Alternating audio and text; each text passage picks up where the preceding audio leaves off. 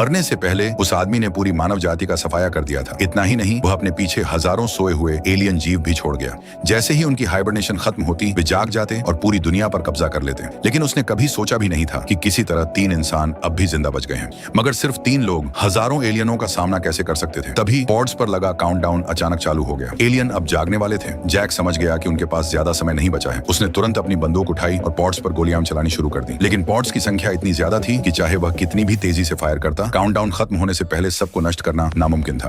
तभी एम्मा की नजर जहाज के विशाल ऑक्सीजन सप्लाई सिस्टम पर पड़ी। उसने तुरंत एक कुल्हाड़ी उठाई और ऑक्सीजन की एक पाइप काट दी। जैसे ही ऑक्सीजन की सप्लाई रुकी, उस पाइप से जुड़े सभी पॉड्स के अंदर मौजूद एलियन दर्द से तड़पने लगे। कुछ ही पल में उन सभी पॉड्स की लाइट हमेशा के लिए बुझ गई। एम्मा को उनकी सबसे बड़ी कमजोरी मिल चुकी थी। तीनों तुरंत अलग अलग दिशाओं में बंट गए और पूरे जहाज में एक एक करके ऑक्सीजन की पाइपें काटने लगे। हर कटती पाइप के साथ और भी ज्यादा पॉड्स बंद होते गए। आखिरकार सिर्फ आखिरी मुख्य पाइप बची। एम्मा दौड़कर उसके पास पहुंची ताकि उसे भी काट सके। लेकिन तभी अचानक कुछ गड़बड़ हो गई। उसने जोर से अपने साथी से कुल्हाड़ी फेंकने को कहा। गुरुत्वाकर्षण की वजह से कुल्हाड़ी सीधे उसकी ओर आई और एम्मा ने ठीक समय पर उसे पकड़ लिया। उसने कुल्हाड़ी ऊपर उठाई और आखिरी वार करने ही वाली थी। लेकिन जैसे ही उसने कुल्हाड़ी नीचे चलाई, वह अचानक रुक गई। उसने मुड़कर अपने पास वाले पॉड की तरफ देखा। उसके अंदर एलियन बच्चे सो रहे थे। जैक समझ नहीं पाया कि एम्मा अचानक क्यों रुक गई। उसने अपनी बंदूक उठाई और गोली चलाने ही वाला था, लेकिन उसके साथी ने उसे रोक दिया। उस एक पल में तीनों पूरी तरह खामोश हो गए। उधर काउंटडाउन 0 पर पहुंच चुका था। आखिरी पॉड धीरे धीरे खुलने लगा। एक एक करके छोटे छोटे एलियन बच्चे बाहर निकले। वे डर के मारे एक दूसरे से चिपक कर खड़े हो गए।